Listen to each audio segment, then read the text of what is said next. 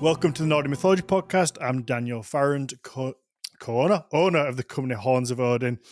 As always, before we start the show, I do have to plug our Patreon. I know I say it every single week, and a lot of people probably hit that skip button and get past this bit, but please don't. It's the lifeline of the show. It's how we keep the podcast going literally from week to week. If you can, just pop over to Patreon/Nordic Mythology podcast. Take a look at all the bonus material we've got on there. We have, at this point, probably over 100 bonus episodes with our guest in the form of a Q&A after the show, 15, 20 minutes. It's a bumper pack to that episode, and there's a lot of information in there, a lot of information that we miss in the main show. You know, we're not perfect, close to it, but not quite. And we do miss some questions sometimes. So it's that little bit. If you like a show, there is that little extra. You get access to our Discord channel. You get early access to episodes. Soon we're going to be doing an episode with Claire Moulet where we read through Viking Smut, which I cannot wait for, which I think will be a lot of fun. So go have a look. If not, just a 5-star rating, positive review wherever you get your podcasts, and it might help somebody else find it. But let's get into today's show. Usually I would introduce Mags, but she is running a little bit late, so she will be here in a moment. So don't be surprised when you just hear an extra voice. But our guest today is, one second. I was just getting your little bio you sent me there. Is Kim Diaz Hol, or known as Den Unge Herr Holm. And Kim is an artist and storyteller from Bergen, Norway. He has drawn thousands of concept sketches while headbanging at festivals like Inferno, Roadburn, Heavy Montreal, and tons of rock, and made cover art for bands like Abath, Solstafia, and Vreed. I'm not sure if I pronounced those correctly. Vreed. And you have over 1 million followers across TikTok and YouTube, numbers we could only dream of. And you draw to your fans on there. You draw monsters and tell stories of mythology, mental health, and anarchy. I was going to say all the fun things, but I don't know if the middle one is fun. It's all fun. It's the funnest we have. Yeah, it is. They're all. You know what? As depressing as this might sound, typically in my life, all the people who have like quote unquote mental health issues, I don't like the word issues, but like struggles maybe, they always tend to be the most interesting people that I've ever met. Like there is something to it, but I think that I'm trying to think of the word. I guess maybe the curse isn't the right word, but that things they tie together that kind of brings out the best in people sometimes as well, and that beauty and the creativity in a lot of people, and it kind of just they feed together in so many cases. Just to set the record straight here, the reason why I'm saying in my little bio that I'm telling stories about mental health is I'm diagnosed bipolar type 2, and I'm also self-identified very recently, or self-diagnosed with autism with ADHD together, which sort of, for me, explained the underlying weirdness under the bipolar. And now we'll see if the doctors agree. But no matter what name you put on these things, and no matter what diagnosis you put on these things, for me, the thing that has created issues or struggles for me is, at a very fundamental way, my perception of the world, my way of being in the world, in a way that the world doesn't quite agree with, or society doesn't quite agree with. And I'm not blaming anyone for it. I'm just saying that, the way I perceive the world is the source of my mental health issues, and the way I perceive the world is also the source of my fun. So fun times all around. Hello. Mags Hi, is here. everyone. So that lovely voice is our hungover in-house archaeologist, Margrethe Havka. Thanks for calling me out there, Dan. I deserve it for literally being forced by my body to take a nap right before we started recording and me completely sleeping through my alarm. It's all right. I embarrassed myself. I just came from wrestling training, so I wish I could take a nap, but instead I'll take a beer. A beer, then nap. Yes. Yeah. Well, at least you got your beard. I'm happy for that.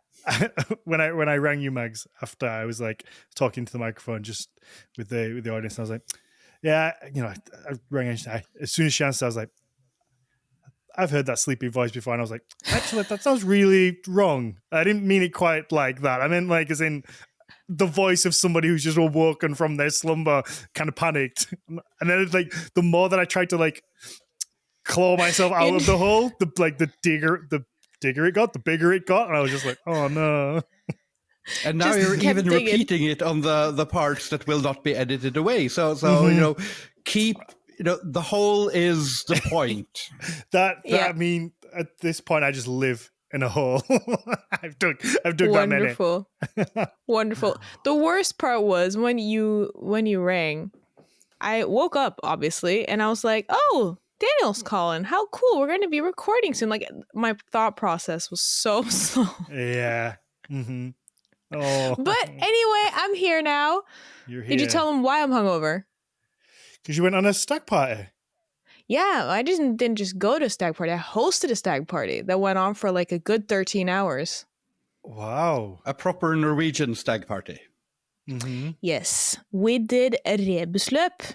Ooh. Through all of, or a scavenger hunt through all of Oslo, it was a great day. It was a lot of fun. Just like, I just wanted to make sure we could make a little bit of the episode about me, and not just about you, Kim. I'm sorry. I'm deeply offended. I'm here to talk about me. Well, I'm sorry. I thought I would be like the bad guy today and just be a little bit selfish. So I hope I accomplished that. Actually, I revealed to Daniel my ulterior motives for being here and for getting this strange internet fame I've gotten recently, and that is to be allowed to ask questions to archaeologists. That's sort of one of my main goals in life, is to ask questions of archaeologists. That's wonderful. Well, I am here to serve, so go ahead. So, Mags actually thought that she was going to get to just skulk into the background this episode and just kind of pitch in here and there where it fitted, but now you've been thrown into the front. As I completely deserve, and I'm honored to, do my job. The problem is you'll probably ask questions of me, and then I'll forget everything just to fill my ego with enough self-talk. Sounds like we're going to have a great time, man. I mean, I think the first 5 minutes of this podcast sums up exactly this podcast perfectly. And probably how maybe all three of our brains work. We introed the show, spoke briefly about mental health, and then quickly just turned into like silliness and being on a stag party and just went off the rails. So some things just never change. So the first natural question, probably more for a historian than an archaeologist, would be: are there any evidence of Norse stag parties?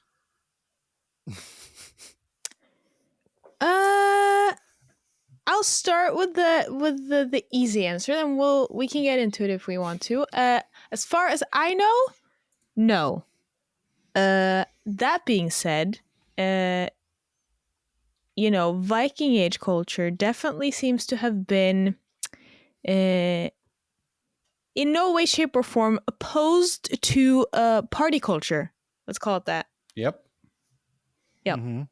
So when you asked that, I was like, where does the stag party come from?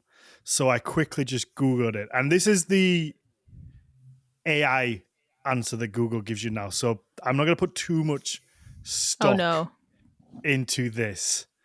Can I just preface what Dan's going to say with me using, like, the brief times I've used ChatGPT or AI to find any historical, like, information has been bad. Well, I don't know. Yeah, I don't know. AI is not good at that. I don't know if you've seen this. If you get it do you get it in Norway on like Google? As soon as you open Google now, if you type anything in, it automatically gives you this paragraph of just AI overview where it's scanned, Yep. obviously the top searches and just put together this kind of paragraph that sometimes it's all right, and sometimes it's like, that's actually really wrong medical advice. You probably shouldn't do that. I did a little test about how it was using ChatGPT or AI to.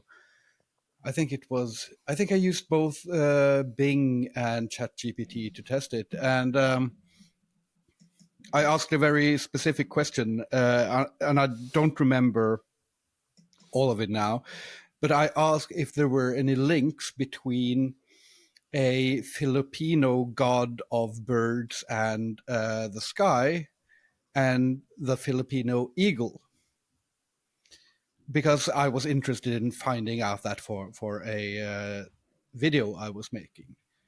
And the AI answer was that yes, the god, the Filipino god of air, I don't remember the name, was actually a Filipino eagle, and it made perfect sense. The only problem was that none of the sources actually said that. It was just logical from combining the sources, just like I would have done. And there's a reason why I'm an artist and storyteller and not an academic. It's because I make shit up. But to have a factual source that will make shit up for you is kind of, I don't think that's good. No, I agree. I think that it's it's uneasy ground. We can actually get into AI because I think it relates a lot to art. But I'm going to quickly read this overview because I know there'll be somebody that was like waiting for me to read out the paragraph about stag pies because they was wondering where stag pies came from, and I'm not going to go back to it, and then they'll leave a comment like, you never said about the stag pies. So I'm going to read this out just to cover my own ass. Apparently the stag pie, a pre-wedding celebration for the groom-to-be, has roots in ancient Sparta, so it could be, you never know, the Vikings could have, where military comrades would feast and host the man on the eve of his wedding. This is a way to celebrate his youth, bid farewell to his bachelorhood, and acknowledge his commitment to marriage and continued allegiance to his comrades. The term stag itself may have evolved from the Old English term for a male animal, or it could be related to the Celtic and pagan god. I'm never sure how you pronounce this one. I think it's Canunos, but I'm not 100% sure. A horned beast associated with fertility and the underworld. So maybe, who knows? Or I could have just been lying. But that does sound like something people would make up in the middle of the 19th century in order to have ancient roots for everything we do. Mm-hmm. I mean, we do have Prague Weekends as a source here for stag party history, who also say that they think it came from ancient Sparta. So, there's some good sources there. Okay, sure. I'll choose to believe it for today. Well, I don't know if stag party weekend in Prague is the best. But anyway, let's get back to your work, Kim. So for people who don't know you, and I have to be honest, until it was Bob that messaged me. So Bob used to book the guests for the podcast, and he was like, "You should really get Kim on." I hadn't come across your stuff before, and then I fell down a rabbit hole of just looking on your. I don't have TikTok, so I apologize for that. But on your Instagram and your YouTube, and I was like, "Oh my god, this this stuff really speaks to me. I love it. So for anybody who doesn't know, what is it that you do? What are you kind of your process, I guess, a little bit, but your art style, your art, how would you describe it? So first of all, thank you for apologizing for not having TikTok. I'm sure our overlords in the mother party of China will accept your apology if you get TikTok. No, sorry. Don't get TikTok. Don't get any social media if you're smart. Well, Otherwise, you will end up like me and be chronically on social media and trying to figure out what to do as an artist on social media and trying to figure out how to make something that actually has substance, but in the swipeable 1 minute format. So I originally, I've been an artist for all my life, been professional in some sense since 2004. And then as the pandemic hit, I more or less by accident joined TikTok and started experimenting with doing videos of, making an ink blot and then drawing a monster from it. And then after a while, starting to tell stories of the monsters. And then after a while, starting to delve into my other interests, whether it be politics or mythology or fairy tales and folklore, or, just talking about myself. Sort of, I stumbled across this format where in a lot of my videos, I make a random ink blot and then draw something from mythology and tell the story of it in a very condensed format. And then, of course, I came across the problem that once in a while I would say things that were wrong because as an artist, I make shit up. and that's okay when I'm, by myself, but when I'm talking to thousands of people or more, then I dislike making shit up. So I had to start doing more and more research.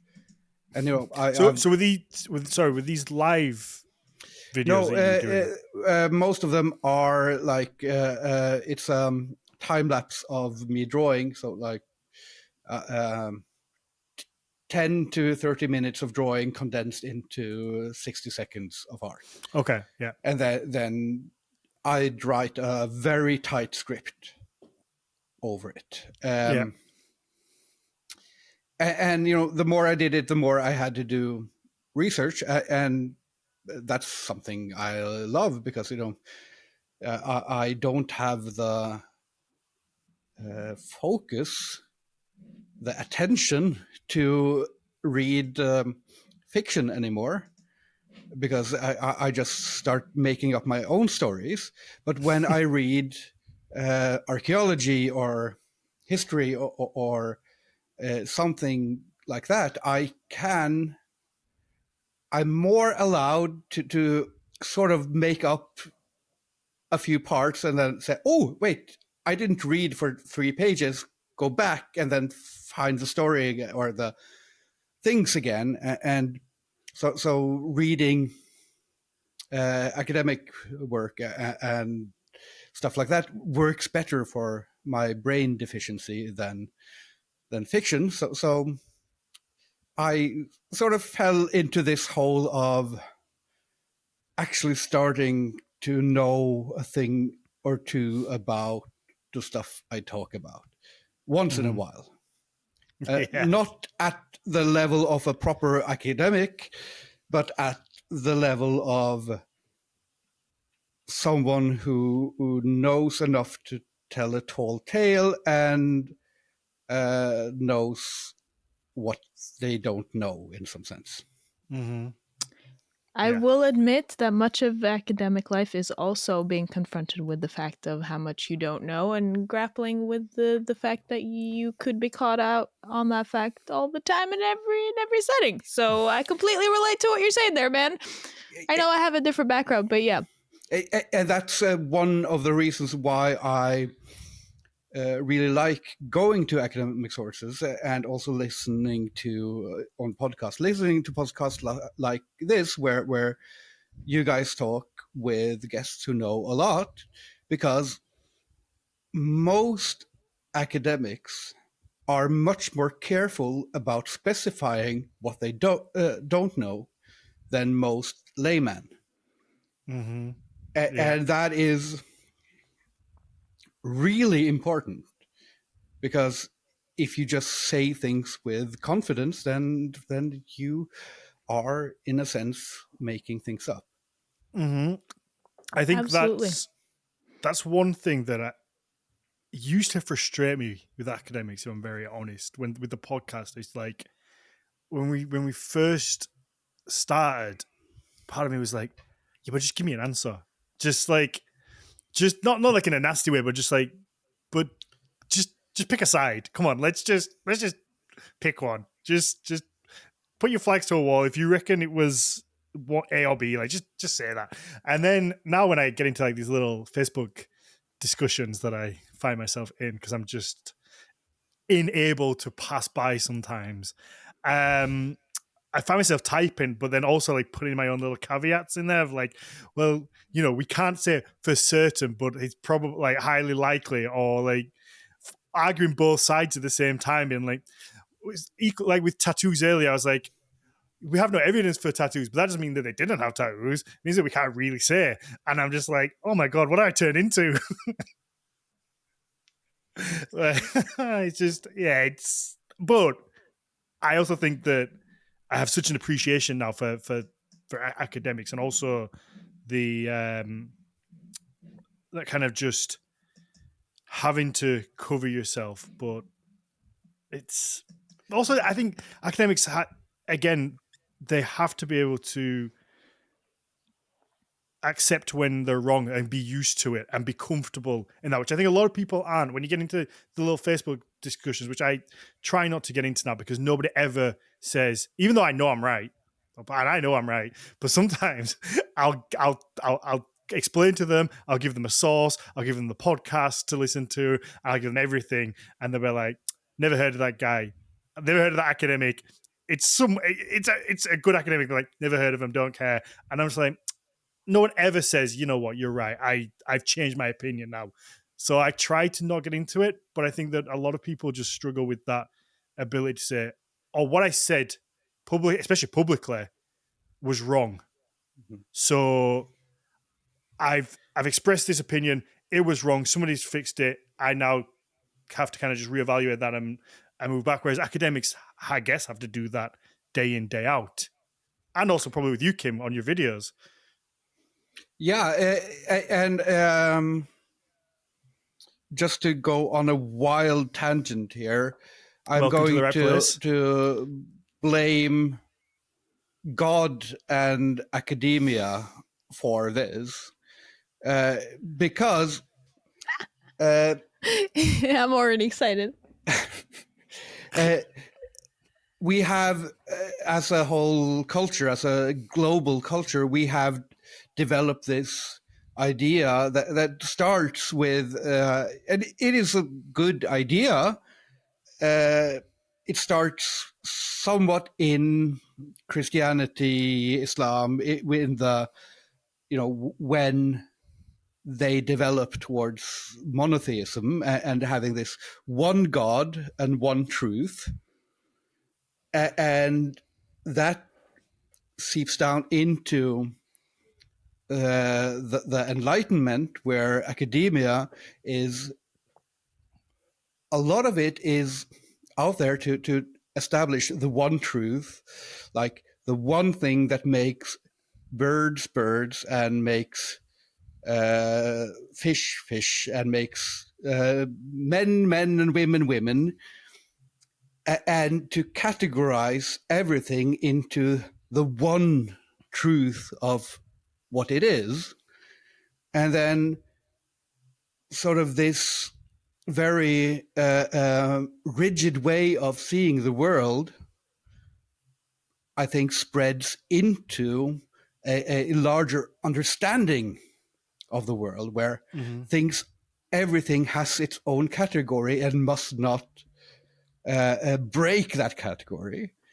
And then at the same time, science and academia starts finding out, actually, when you look closely enough, all the edges are weird and fuzzy, and all the categories, it might be that we made these categories ourselves, and none of them fit, and all the definitions only work if we let the word define itself. And it's all circular logic in some sense. And that is also, one of the things that I find so fascinating about, for instance, about folklore and fairy tales and about mythology, is that gives us a glimpse into this world where our understanding of categories was a lot more fluid, was a lot more, things didn't have to be just the one thing. Yeah. And in a sense, two things could be true at the same time.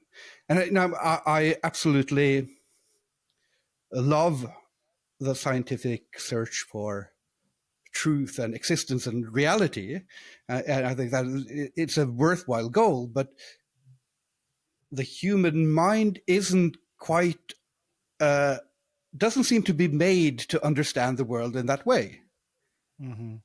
Because our minds are fluid through our whole life. And I think one of the things that makes me go again and again to mythology, to draw pictures and to tell stories, is that you get these paradoxes, you get these things that don't fit, you get these things that are two things at the same time.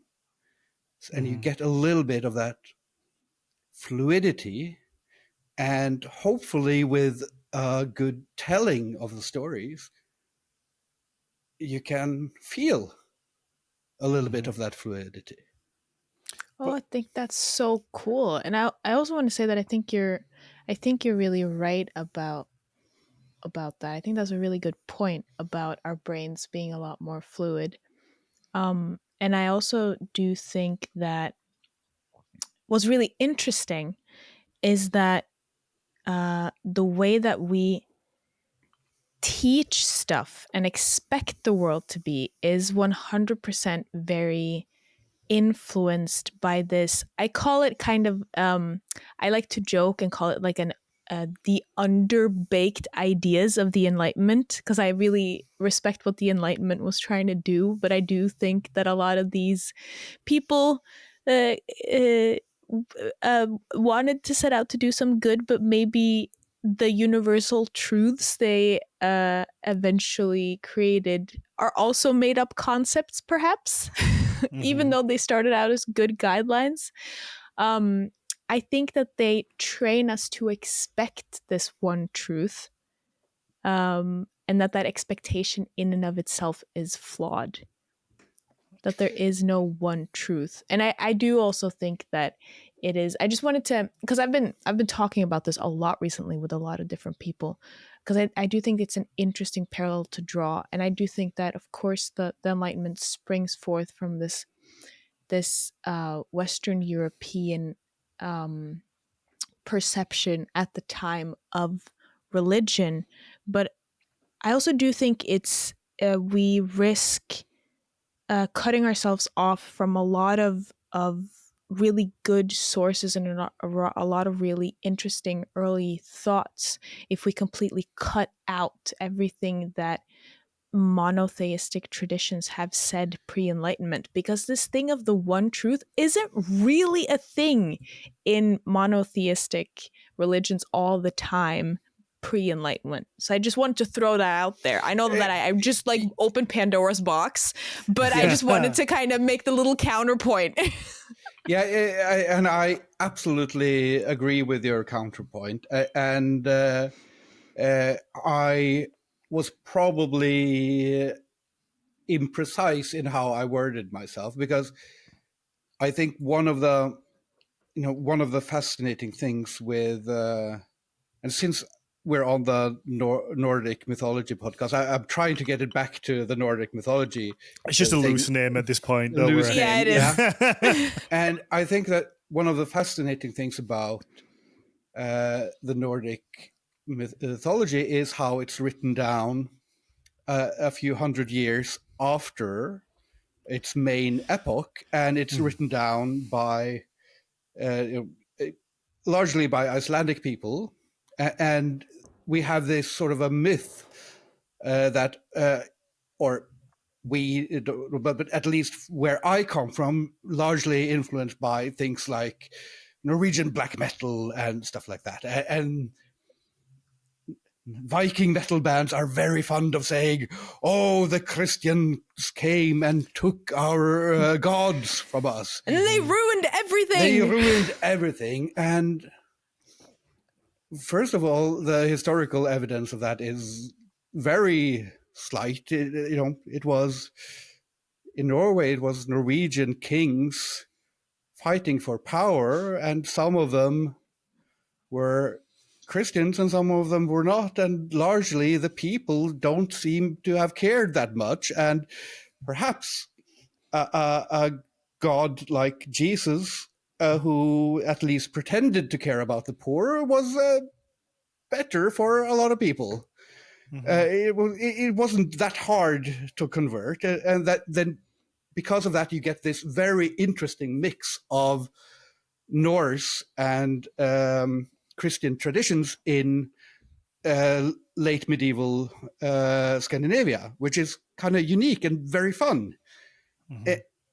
And the Icelandic saga writers, they wrote in a Christian society and from the perception of being Christians, but their main goal seems to have been, oh, look how cool our forefathers were.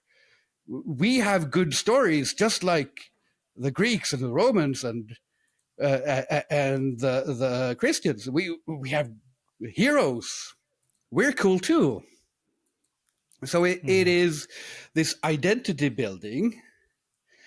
And where I was going with this is, if you look at the Old Testament, that's more or less compiled the same way by Jews in the Persian period and in the Greco-Roman period, writing about how cool their ancestors were, making shit up along the way, but still preserving some of those old stories.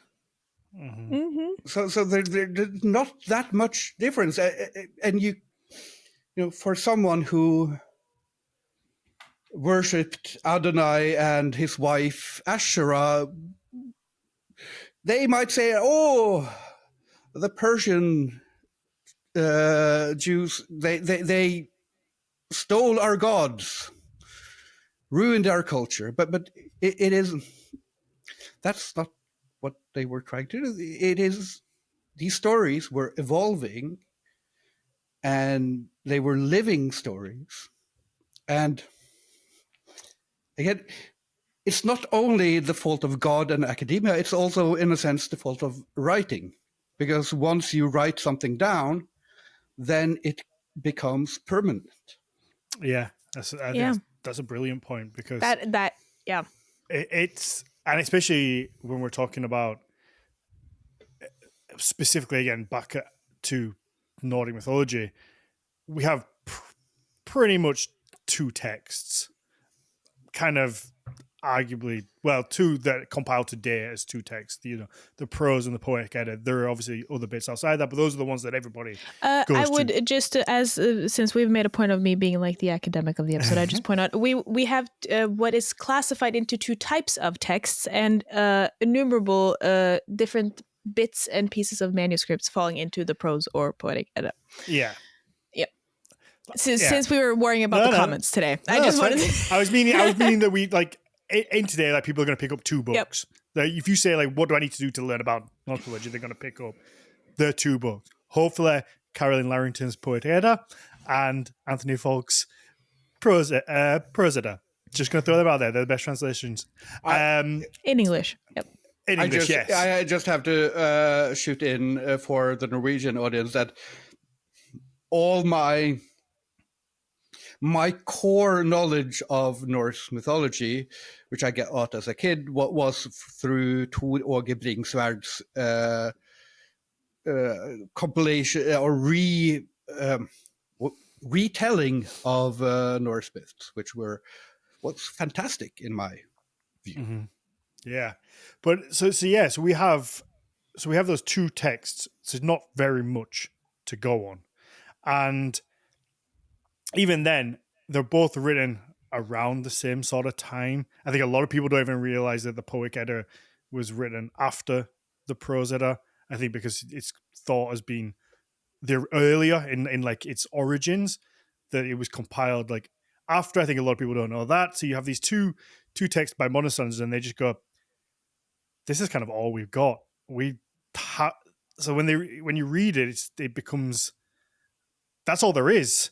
So it's kind of hard to then open your mind and be like, oh, well, these stories maybe were slightly different. They were different geographically. These aren't 100% right. You kind of read this one telling, or maybe like there's two versions of the same story where there's little bits are different, and it's kind of like, that's all we've got. And it's really confusing. And I think that it's easier for people to then try and sit things into boxes and just go, okay, this is the truth, rather than that kind of philosophical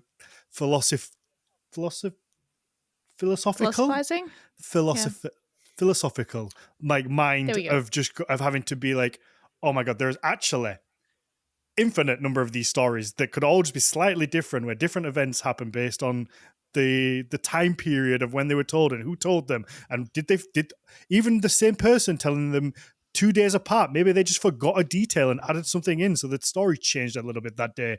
And there's like, that's a much bigger question than being like, Tia guy's hand bit off. Like it's a very different thing. So I think that's why people probably go for that comfortability of like, these are the stories, and then they can get on with life. But again, one of the things that are fascinating about the Norse myth is that in the Poetic Edda, that it is these poems that are being written down, and those types of oral traditions, they seem to change in different ways because it has to change in rhymes. And for instance, in Norway, you have this fantastic poem called Draumkvede, a song. And if I'm not mistaken, there are 2 locations in Telemark where that was recorded. And each place, not long from each other, have their own versions.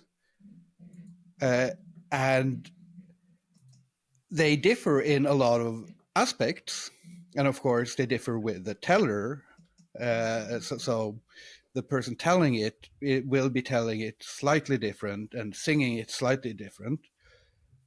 But there are still a lot of core elements that are the same. And these core elements have been transmitted, and we don't quite know how far back Draumkvede goes. It might be a few hundred years old. It might go to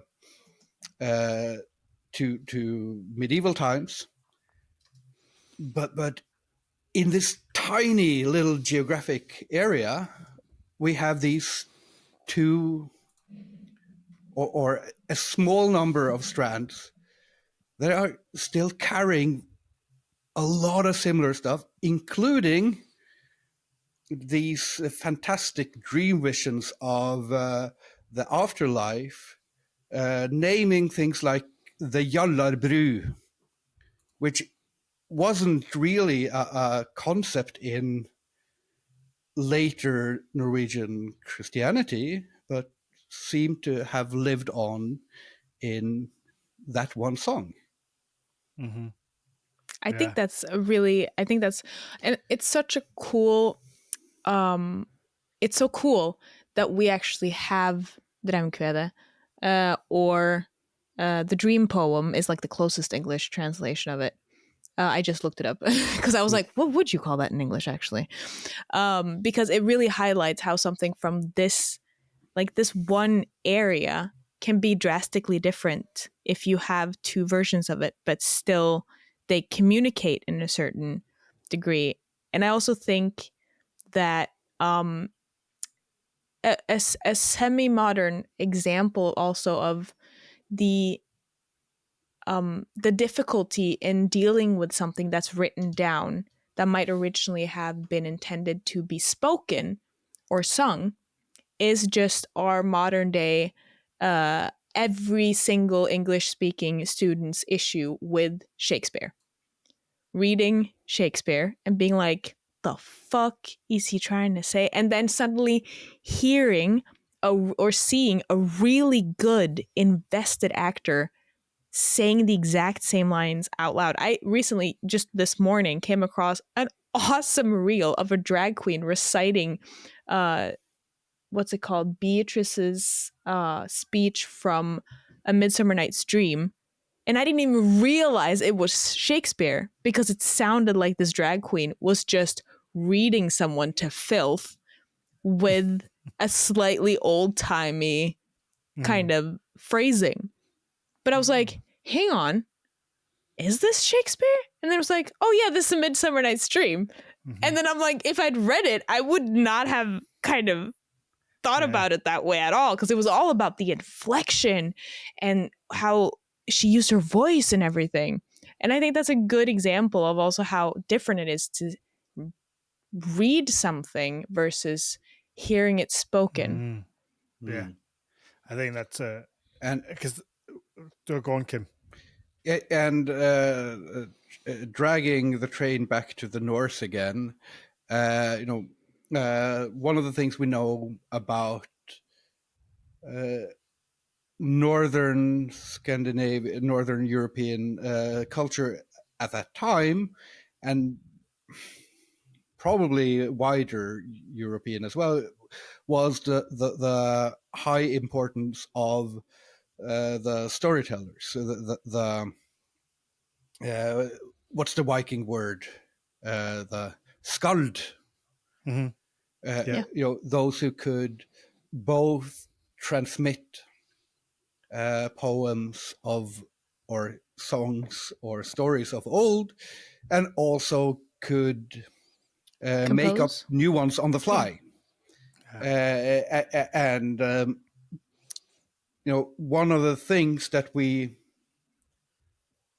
is easy to lose when we read these myths and when we read the sagas and the poems and all of that is that these were stories to be artfully told, and they have so much humor and exaggeration and these areas where you can bring in all sorts of flair. And especially when you read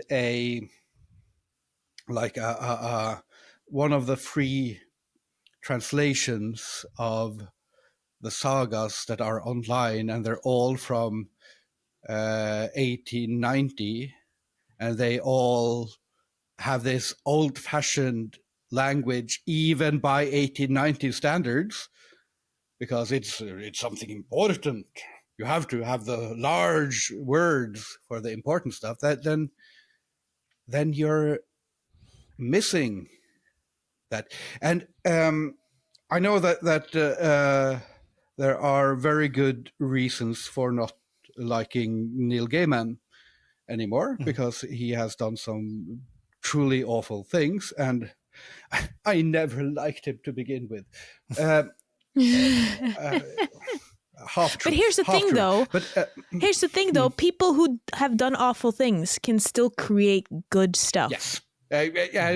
Speaking of Vikings, Yeah. yes. But one of the things that I read and partially enjoyed Neil Gaiman's Norse mythology book, but one of the most damning parts of it was the story of Suttungsmjöd, the mead of Suttung, where Odin steals the mead of poetry, the blood of Kvasir, by drinking it all, and then turning into a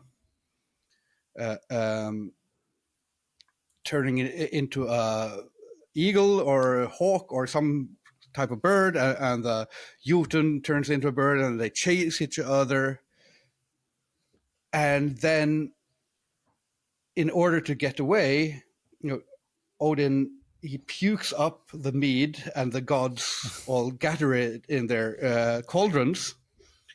Yum, yum, yum, yum. Num, num, num, num. And then That's he the good also, stuff. in order to get away from the chasing bird, he would... Go on, pick which word would you like to use, Kim? Yeah, I can see you thinking there. I'll first go with Neil Gaiman's description, which was he let out a wet fart. Okay. Yeah, I guess. And that, more. Which is a very British way of saying it.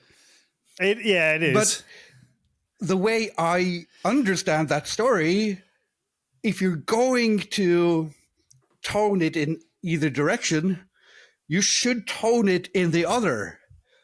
You should go with a explosion of shit. You should violently explosive diarrhea. Yeah, violent diarrhea straight into the beak. Yep. That's because that's sort of the tone of the stories. And a wet fart wouldn't have made anyone laugh. Yeah. But, a fountain of feces. Oh, nice. Yeah. That's a great alliteration It there, was, Kim. yeah, it oh was. my god. Alliteration. The Vikings liked their alliteration. And because the thing is, by our standards today, from what we can tell from the evidence we have, the Vikings were gross as fuck, man. Oh, yeah. Yeah. I don't know if I would have enjoyed being at a Viking party, to be completely honest with you, because they had different rules about what goes. I think a lot of other cultures have that. I don't even think so. I know that a lot of different cultures were gross by modern standards. But at the same time, I also think that's such a great example, Kim, because sorry, Dan, I'm gonna drag your people a little bit. I think that's such a wonderful example also of the especially in literature, but also just in the public speaking world, kind of the British tendency to how could we possibly make this as polite as possible and still allude to the actual occurrence. Well, I've got a few quick points to kind of make on the last topic, because I think it's a fascinating one. And I think that, first of all, we've all heard of artistic license. And I think that rings true today as much as it did back then. If there's an option to take a good joke or to change a story because it's going to fit better, hit the audience better, it's entertainment at the end of the day, they're going to do it. That's what's going to happen, and that's how things will change. And maybe that gets a better laugh in the same way that a comedian, when they're going through bits, will try stuff out and see what works. And when something hits, they go, okay, that sticks in. till next time. And the rest of the stuff kind of doesn't. It wasn't as good, but we're going to try something else there. And eventually they get the final iteration of the story. But with Neil Gaiman's in particular, the one story that stood out for me that was changed was the one where Frey sends his, like, I don't know if he's like a servant, helper, I've forgotten his name, to the giantess that he when he sits on Odin's chair and he looks out and he sees, is it Skadi? Is it Skadi? I can't remember. But he sees the giantess and he's like, I want to marry her. And he sends his it's Scully, I'm pretty his sure. helper out to go and see her. Neil Gaiman writes that as a romantic kind of novel of like these two fall in love and it's his romantic tale. It's fucking not. Freya is not a nice guy. It is pretty horrible. And he, you know, there's a lot of like stuff that you could not get away with today. And it's just, it's not okay. Consent is key. It's not a part of that story. Exactly. But that's a way, again, that probably quite ironically now, Neil Gaiman changed. And wow. Interesting. But it's a change, like you say, to make it a little more user friendly. But also, like, that book has brought so many people into this world, I bet, because it's the first book. I bet so many people, when they're interested in Nordic mythology, they Google Norse mythology books. There's this fucking book called Norse Mythology by an author that they know and have probably heard of, and they just go, well, I'm going to get that. That's going to be good. He's done his research. Absolutely. But also, like, just to make it quick, because that made me think, because I totally agree, like, works like that is kind of, that function as a much easier entryway into it are so valuable. And I often think that works like that get a lot of, and, you know, Neil Gaiman's Norse mythology is just one example of this, but works like that often both deservedly but also undeservedly catch a lot of shit for like being too accessible, or like simplifying stuff too much or changing too much. And to a certain extent I do agree, but I also don't agree, because I'm just like you said, Dan, if this makes a lot more people, like, it gives them access to something they otherwise would not have had access to, why should we drag that? But then again, I'm also like, I'm of two minds here. I don't know exactly what I think in terms of changing the stories like that. For example, why not just say that we had a fountain of feces? And also, why omit the very glaring lack of interest in consent is key as part of that story? And I do think, personally, I do think it's about palatability for modern audiences, which is exactly also what the people who wrote them down to begin with probably also did, was that they changed them in order for them to make sense to the readers or the audience of the time, which I feel is exactly what's happening here. Because we would be very put off by a story about a fountain of feces and a story that is that intensely lacking consent is key. So with the fountain of feces part, that is That's way the name of the episode, by the way. That's the way I, as a storyteller, would have bended the story to make it more fun. And my gut feeling is that is more in line with the humor of the story, and that also connects with the punchline of that part of the story, which is that some of that shit fell down and became the mead of bad poets, which is, you know, it's clearly a punchline. And that punchline works a lot better if it's a fountain of feces than if it's a wet fart. Exactly, yeah. But I, not looking at what Neil Gaiman has done, and I absolutely believe the victims there. Yes, his book has turned a lot of people on to Norse mythology.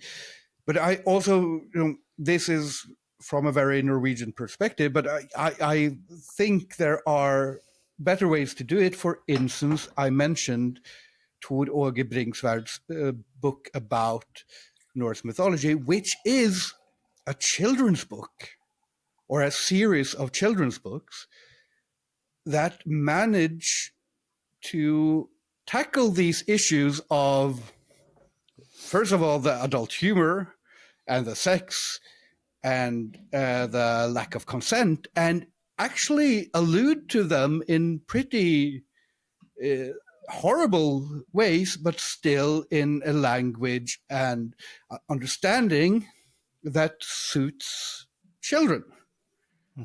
But perhaps not for the British market. But it is still, and this is sort of what when I'm trying to retell stories or tell, and this is something I want to do much more of in the future. But I try to find ways to bring a modern sensibility and a modern language and a modern context, a modern sense of humor, but still balance it so that it has this room to say that, yeah, this is one telling, this isn't the whole thing. There are things we know, there are things we don't know, and that's part of the fun. Mm-hmm. Yeah, I do want to get onto your art. We've spent an hour just talking, which is what I love. These are my favorite episodes where we just talk about something and kind of just fall down a rabbit hole. And I just had a thought there where we're kind of falling into our own trap a little bit here, because we all kind of agreed that there would be very different versions of these stories, but then we're all kind of saying, yeah, but Neil Gaiman should have just been a little more forthright with it. And it kind of, it also makes me think of the maybe these stories also, like the person telling them may have even had two versions. One that they would happily tell when their families sat around the fire, and one when they're in the hall with the lads. But we know that with in the Norwegian fairy tale tradition, that was exactly the point. You had one version of the stories for daytime for the kids, and one for when everyone was drunk. Mm-hmm.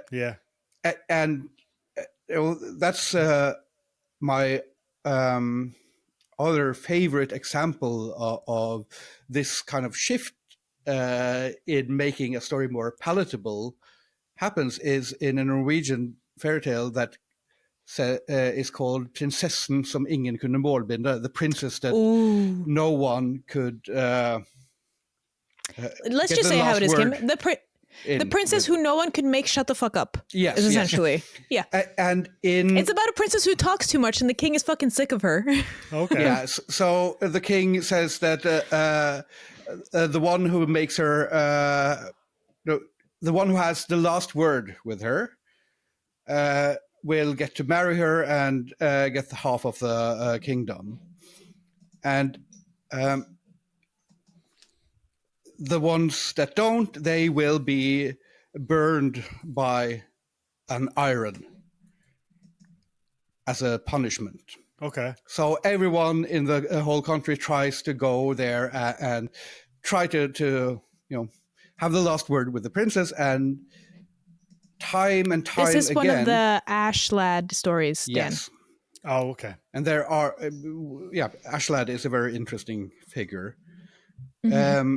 And there are, every time when a new suitor comes in, they have a little back and forth, and then she ends by making them so uncomfortable that they say, "Oh, it's hot in here." And then she says, "Oh, well, it's hotter in the fire," and points to the hot iron in the fire. And they get so nervous that they don't have anything more to say.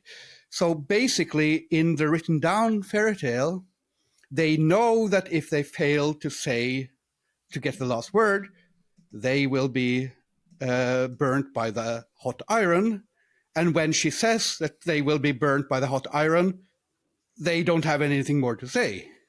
So it doesn't make sense. But actually,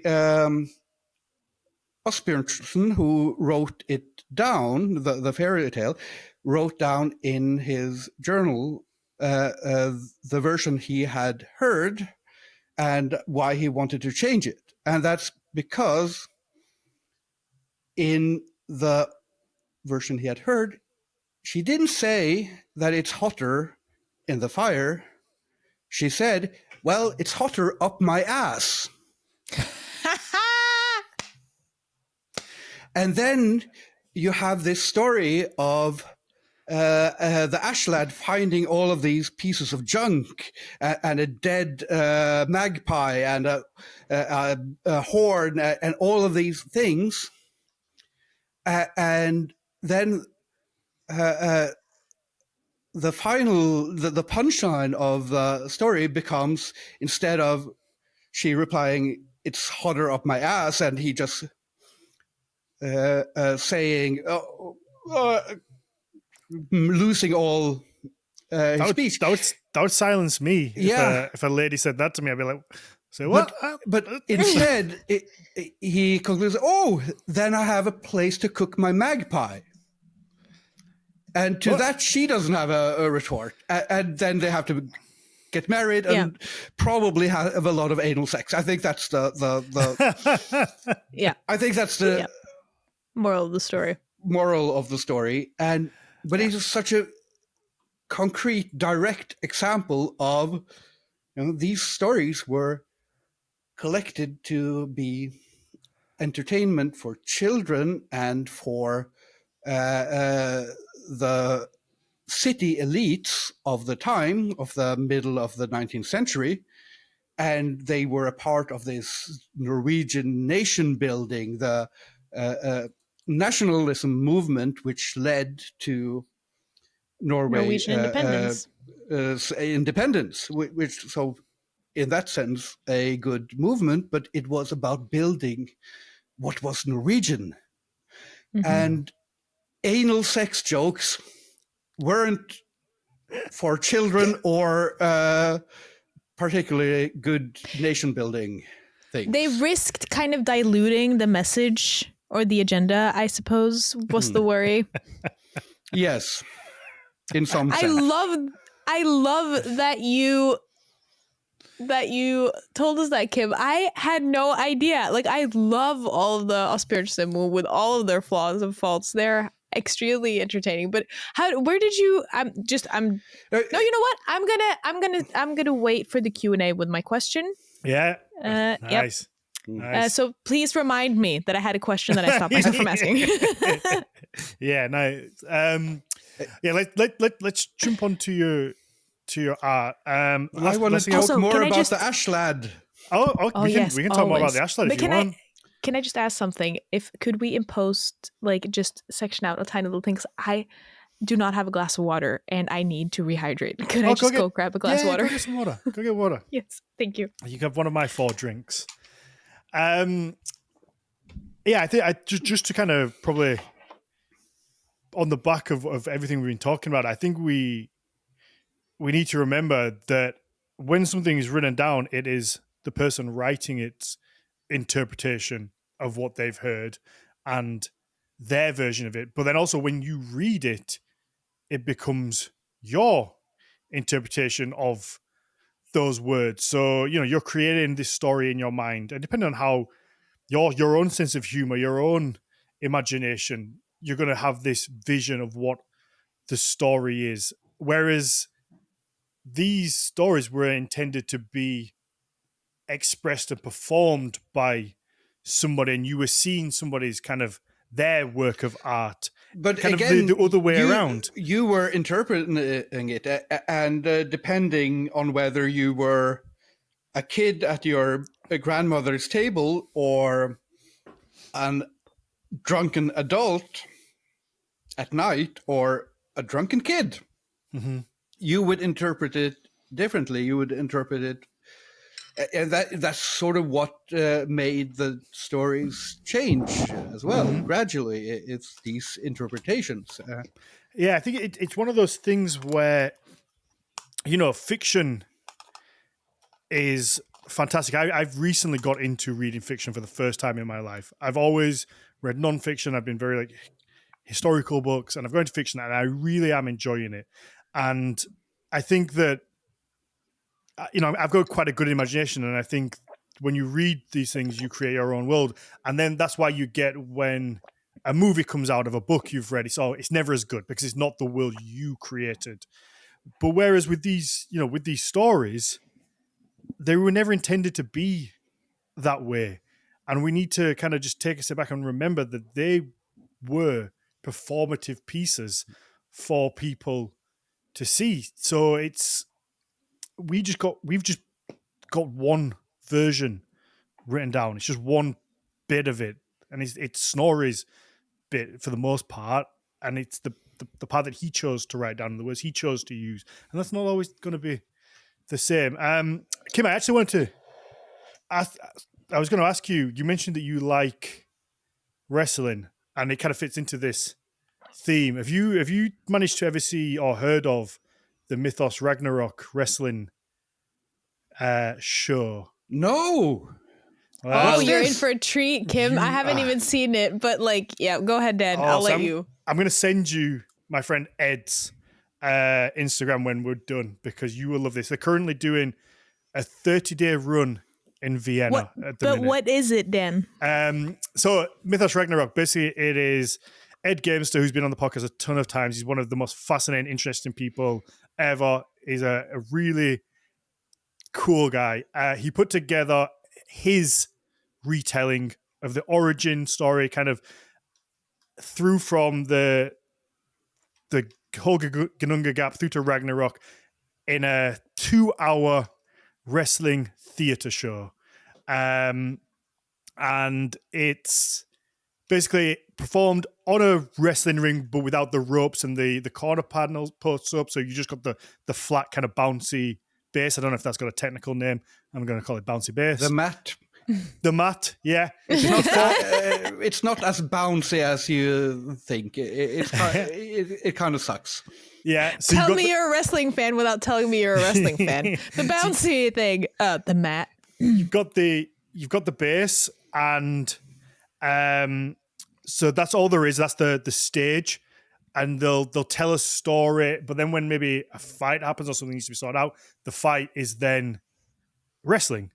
Fantastic. And it's pro wrestling, and it is amazing. I've seen it a few times now, and I've had the pleasure of seeing the first show they ever did, and kind of the progressions of they've got through. Like I said, they're doing 30 shows in Vienna at the minute. They did a run at the Edinburgh Fringe, and it's not historically accurate to like the literature, because he's had to change and adapt it into his version. And he says, this is my version.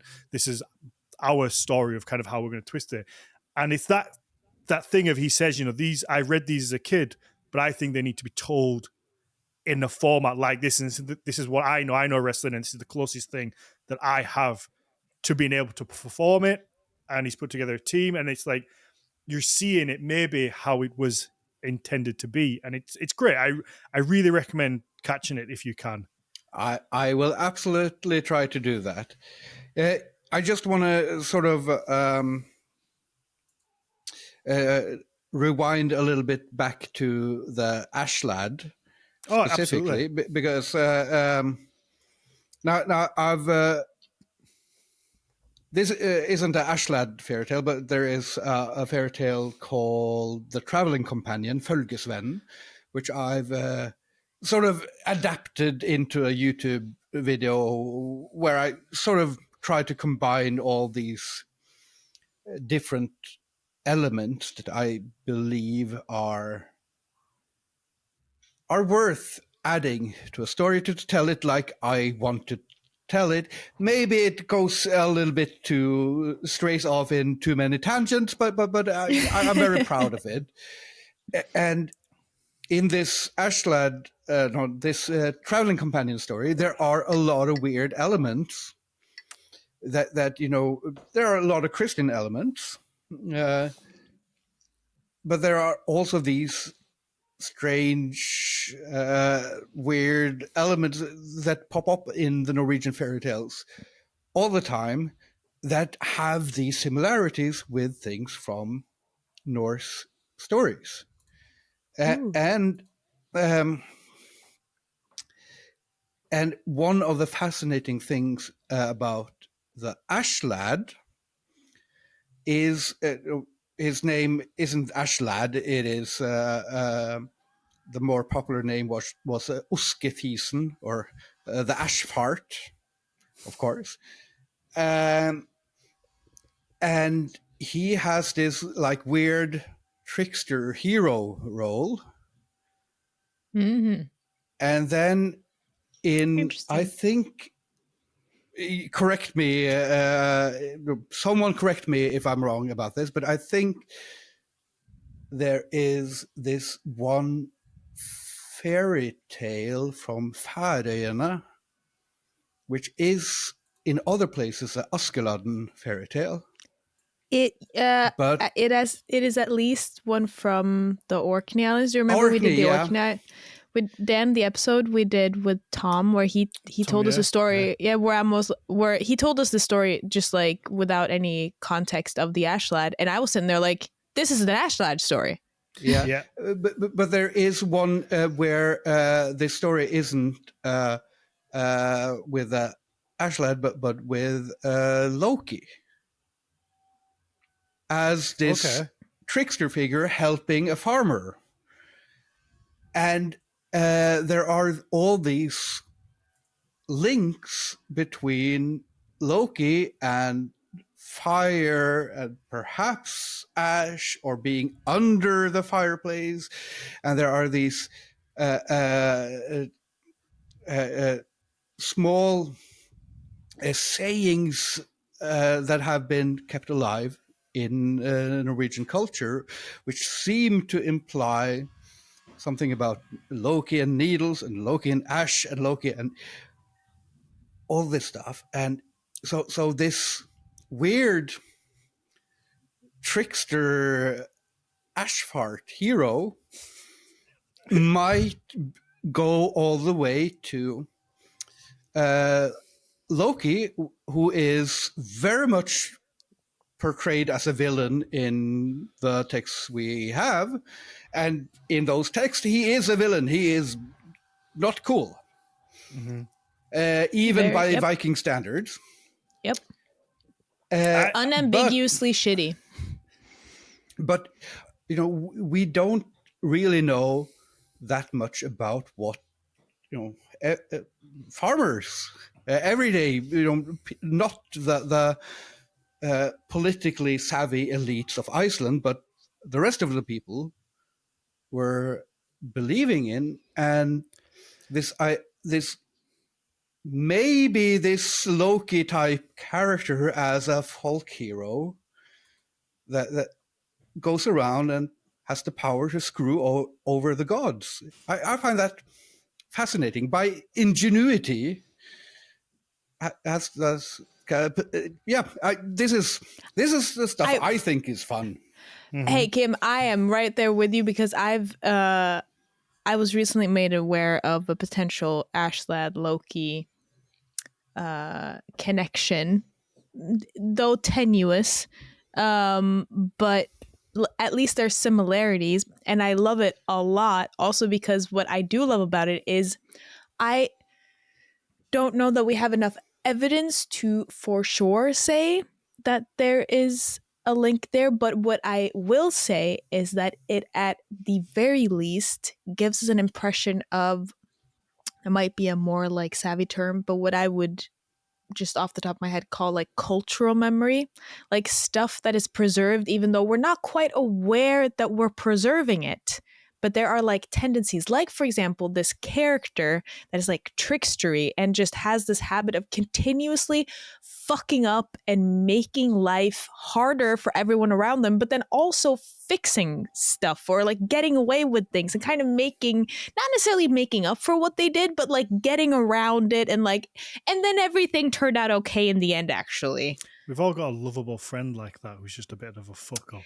I have to say, as the older sister, the Ash lad and Loki have such intense younger sibling vibes that it drives me nuts. It's like that. It's like that. It is like that brother or sister or that friend you've had for years who just is a bit of a dick sometimes. Usually when they're drunk, but you've known them that long, you kind of have to forgive it and like help them out. And you're just like, just fucking stop. It's like, I love you, but I also want to cause you physical harm because of my annoyance with your behavior. Yeah, we all know that figure. And that's also one of the most fascinating poems about Loki Senna, where seemingly is what happens when Loki gets too drunk and starts telling the truth to all the gods, or at least accusing them of all types of things. And it's a very fascinating poem, and I think it shows them all in a sort of different light. We've all had that family member at Christmas as well. Yes. Who has a little too much wine and everybody is in the crosshairs. That gives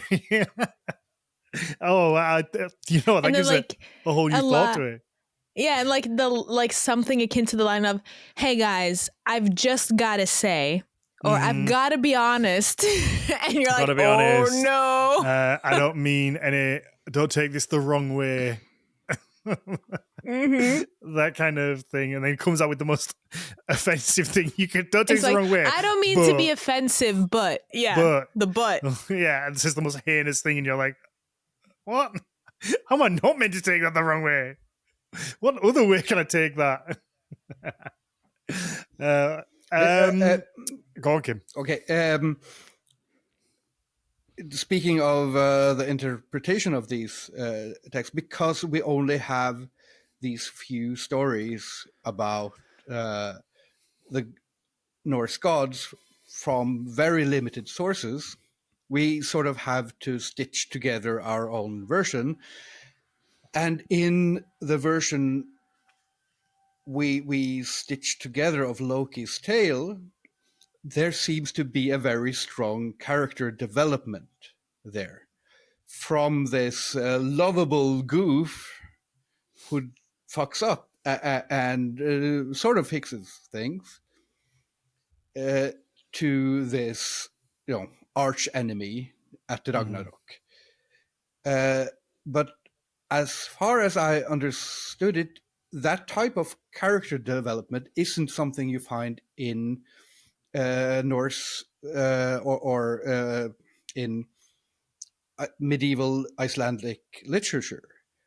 They more have the sort of the view that people have this one fate, and that these things are predetermined. And when a character seemingly changes, they really just reveal more of themselves. They are becoming more and more of themselves. So fundamentally, in how we are looking at these characters as modern drama stories, we are interpreting them in a completely alien way. We're interpreting that Loki gets gradually worse and worse because of the treatment he gets and because of the things that are happening. But a Norse audience would perhaps think more that, he's just becoming more and more of himself. It's the veneer of society is dripping off, and he's slowly starting to give less of a fuck. Yeah, but do you think that's? I think we spoke about this a few times recently. Actually, just touched on it, where we have to do that episode that we keep saying we're going to do, Mags, about what is a god. I will also go on record saying I do not keep saying that we're going to do this episode. Dan I do. caught me out saying, what even is religion, actually? And then he went, awesome, let's do an episode and I'll put you on the spot, Mags. What is a god? We are going to do. I am not saying that we should. We're going to do that. We're going to do it. But it's this idea that we're not living in like an echo chamber, are we? Like, we are influenced by popular culture, and Loki through popular culture has become this lovable rogue character thanks to Marvel, and then that has got a whole host of people who now are pagan and identify as like Loki, kind of the cult of Loki, I guess, or like worshipping Loki as this kind of like silly, misunderstood character. Whereas if you read the original text, if you read Snorri's Edda, which I did like a few weeks ago, he explicitly says this is not a nice guy. He's a bad dude. He's not good. He doesn't have a nice thing to say about him. But in modern times, he's just a goof. And I wonder if that character develop is more of a modern thing. Yeah, but that's where the Ashlad, the very thin Ashlad connection, comes in. And if that's true, then it would mean that for at least some people, he was a lovable goof all along. Marvel was right. That's scary. Yeah.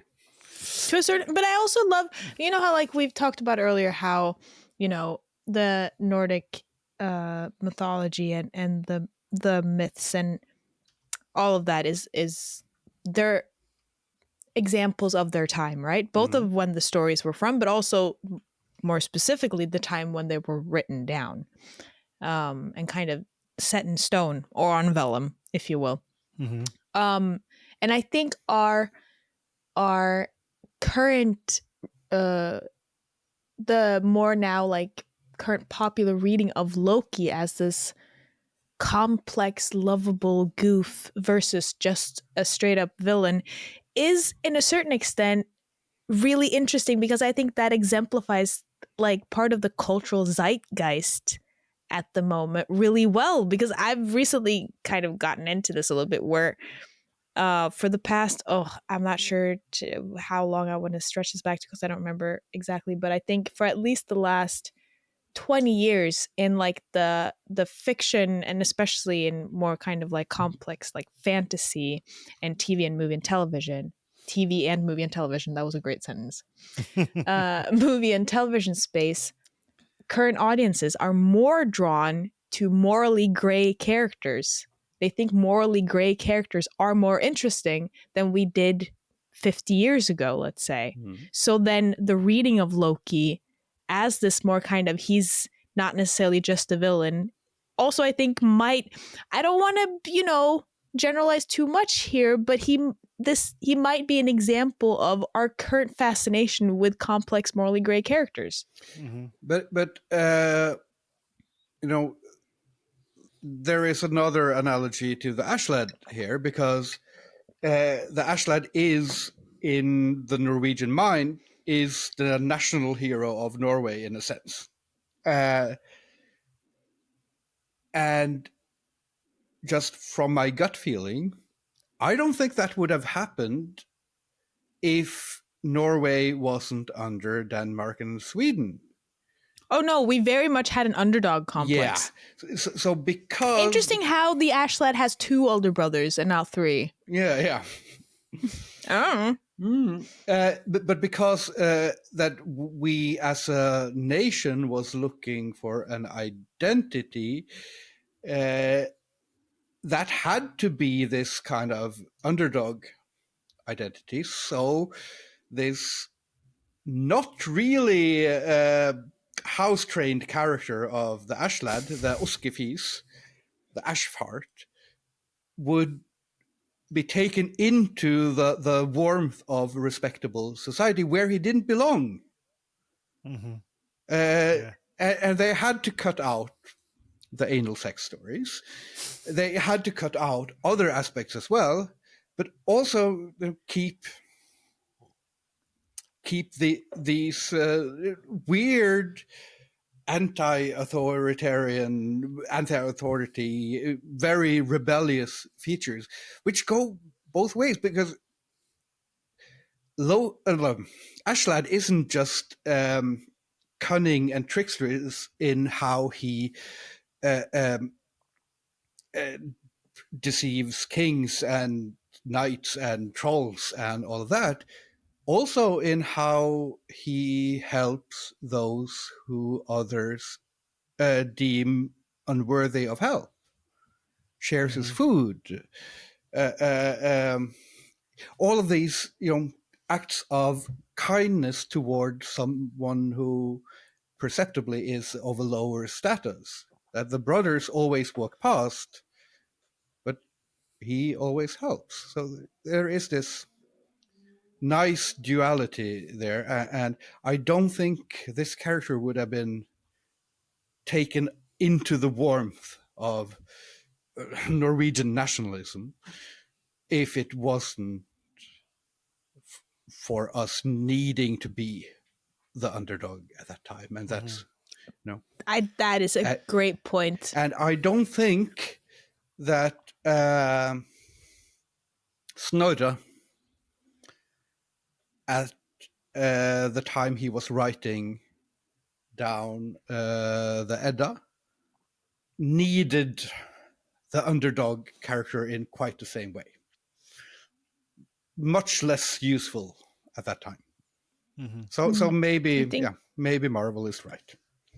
I think you're right about that, and I think maybe we could allow ourselves to stretch it to maybe call the Ashlad a potential Loki ghost, like he is a cultural ghost. Yep, inspired by, but not necessarily intentionally.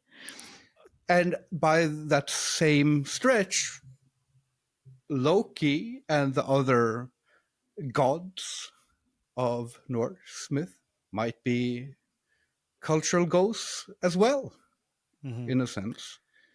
And one of my pet peeves is how small, in terms of cultural exchange, the whole Eurasia Africa complex is and has been since at least Neolithic times or older. And technology traveled really fast over the whole Eurasian steppes and down to Africa and up from Africa, and stories likely spread as well.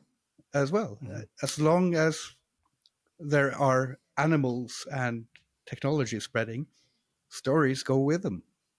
Yeah, to take it full, to bring it full circle, and to go full Schrodinger's Loki.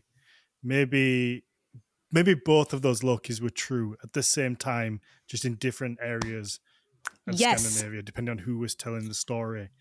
And there is no one truth. Multiple things can be true at once. The occasion, the area, the time, the struggle that was going on at the moment, whether you'd come back from war, whether you're going to war, all these things affect stories and perception and all that. So who knows? Maybe both are real, or maybe neither are real. All right, let's wrap up the main show. We've done an hour and a half. Kim, I could sit and shoot the shit like this all night. I think this is fun. I love these episodes where it's just kind of, you don't really know where you're going. We're just on a journey somewhere. But I do want to talk to you about your art, and because I think it's fantastic. I want to know some processes, and I'm wary of keeping you too long. I also love how metal it is, that you've just descended into a complete darkness, a complete just silhouette at this point. So I am going to ask you to see if you've got some sort of front-facing light, I'll maybe at some point. Yeah, sorry. He's gone now. I didn't mean for him to go right now. Wow, he has a view of the sea. Oh, that's so beautiful, isn't it? Oh, look at that. He's going to come back and we're going to be able to... There he is. There he is. But yeah, let's wrap up the main show, and then we will make the Q&A like bonus part just more about your art, because I do want to get your inspirations. I genuinely think it's fascinating. I love watching your process and just this ink blot that turns into something blows my mind. And I think it's very creative. So yeah, let's wrap this up. Kim, where can people find you? Not that you need our help, but where can people find you? I absolutely need your help. You can find me at, you can search for Den Unge Herr Holm or Kim Diaz Holm on most social media platforms. You can go to denungeherrholm.com and buy my art. Also, I'm in the spirit of stories and art being this living tradition.